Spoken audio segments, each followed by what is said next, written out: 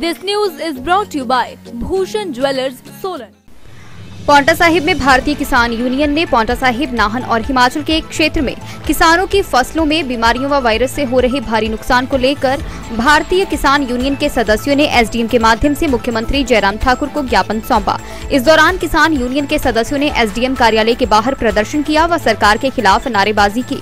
इस दौरान किसान यूनियन के सदस्यों ने कहा कि धान की फसल में सीजी वायरस आने की वजह से 80% पौधे बुरी तरह से प्रभावित हुए हैं। मक्की व गन्ने की फसल में छेदक सुंडी की वजह से 50% फसल का अभी तक नुकसान हो चुका है।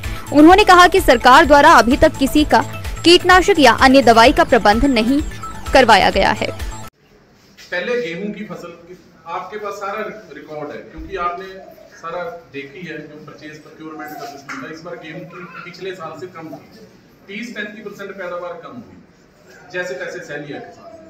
अब क्या हुआ कि धान जो मेन उसकी अगली फसल थी, धान की फसल का जो हालत है वो हमें पता है, आपने अपने स्तर पे समीक्षा की है, मेहनत की है उसकी। लेकिन जो कृषि विभाग है और जो यूनिवर्सिटी है या जो और टेक्निकल जो ऑफिसर्स हैं, उन्होंने बड़ी बुरी तरह से इसको इग्नोर किया।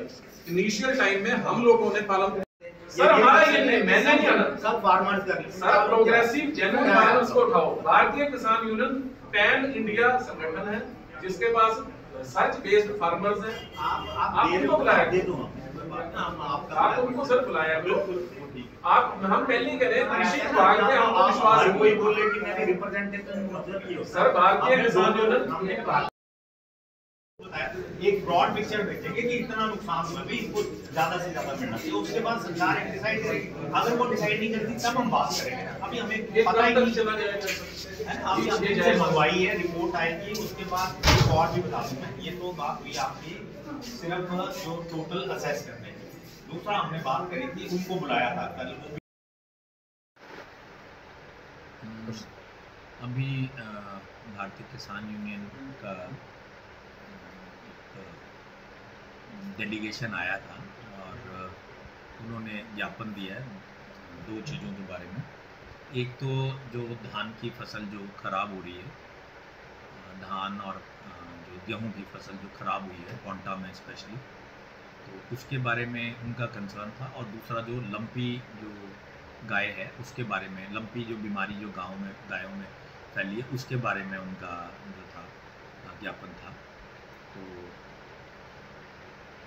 जब उन्होंने ज्ञापन दिया और अपनी समस्याएं बताई, तो उनकी मेन जो समस्या थी वो ये थी, सबसे पहले उन्होंने बोला कि जो फसल जो है वो जो बर्बाद हुई है जो फसल, उसके बारे में जो है वो सरकार ने अभी तक कुछ नहीं किया और ना ही कोई मुआवजा जो है दिया, ना ही कोई इंश्योरेंस वगैरह की बात हुई है। तो उन्हें बताया गया कि इस बारे में ऑलरेडी जो है सरकार सजग है और प्रशासन ने ऑलरेडी जो है इस बारे में मीटिंग्स करके और एक अपनी एक्शन प्लान जो है वो बना लिया है। और इसमें जहाँ तक क्रॉप्स के नुकसान को असेस करने की बात थी, तो ऑलरेडी रेवेन्यू डिपार्टमेंट को ऑर्डर्स कर दिए गए हैं कि जल्दी ही, तो जैसे ही जो फसल जो है कटने के समीप आती है, अपने मैच्योरिटी पे आती है, तो उस समय जो गिरदौरी जो है वो बना लें, ताकि जो गिरदौरी की रिपोर्ट आएगी उसी के बेस पे इंश्योरेंस मिलेगा और उसी के बेस पे कल को भरपाई मिलेगी अगर कुछ डिसाइड होती है। अब उनका थोड़ा सा कंसर्न ये था रेवेन्यू डिपार्टमेंट का कि जैसे कोई नष्ट होता है, कोई बाढ़ आ जाती है या कोई आग लगती है, तब तो हम असेस कर लेते हैं कि पूरा का पूरा डैमेज है। अब इसमें बीमारी है, कहीं नहीं है, तो इसको कैसे किया जाए। तो इसके लिए जो है एग्रीकल्चर टीम को भी इन्वाइट किया गया था, एग्रीकल्चर डिपार्टमेंट के ऑफिसर्स को, और एक टीम बना दी गई है जिसमें एग्रीकल्चर डेवलपमेंट ऑफिसर रहेंगे और पटवारी और कानून रहेंगे।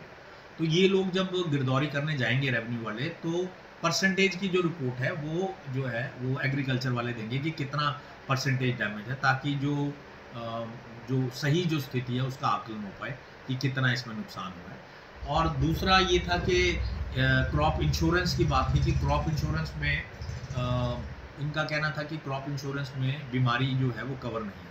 वो ठीक है, बीमारी कवर नहीं है, लेकिन हमने जो एग्रीकल्चर इंश्योरेंस की जो यहाँ पे जो फसल बीमा, प्रधानमंत्री फसल बीमा योजना में जो AIC, जिसको कि agriculture insurance company of India, इनको ये काम करते हैं इसमें, तो हमने उनसे डिस्कस किया कि किस प्रकार। दिव्य हिमाचल टीवी के लिए पांवटा साहिब से धीरज चोपड़ा की रिपोर्ट। पारंपरिक व आधुनिक आभूषणों को लेकर प्रदेश में ब्रांड बन चुका भूषण ज्वेलर्स अपने ग्राहकों के लिए विस्तृत रेंज उपलब्ध करवा रहा है। भूषण समूह लगातार 50 वर्षों से विभिन्न क्षेत्रों में अपनी सेवाएं दे रहा है। मात्र कुछ ही वर्षों में आभूषणों की दुनिया में अपनी पहचान कायम कर चुका ये शोरूम अपने बेहतरीन डिजाइनिंग के लिए ग्राहकों की पहली पसंद बन गया है। आभूषण चाहे सोने के हों या फिर हीरे व चांदी के, इनके डिजाइन का कोई सानी नहीं है। वैरायटी, विश्वसनीयता और ग्राहकों की उम्मीदों पर खरा उतरने का संकल्प लिए ये ब्रांड निरंतर सफलता के नए आयाम स्थापित कर रहा है। भूषण ज्वेलर्स के एमडी विनय गुप्ता का कहना है कि न्यू वैरायटी, न्यूनतम मेकिंग चार्जेस, ढेरों उपहार व शोरूम में अपनेपन का एहसास हमें अन्य ब्रांड से जुदा करता है। इसी वजह से आज हम ग्राहकों के दिलों पर राज कर रहे हैं। तो अगर आप भी आभूषण खरीदना चाहते हैं तो चले आइए आज ही भूषण ज्वेलर्स सोलन।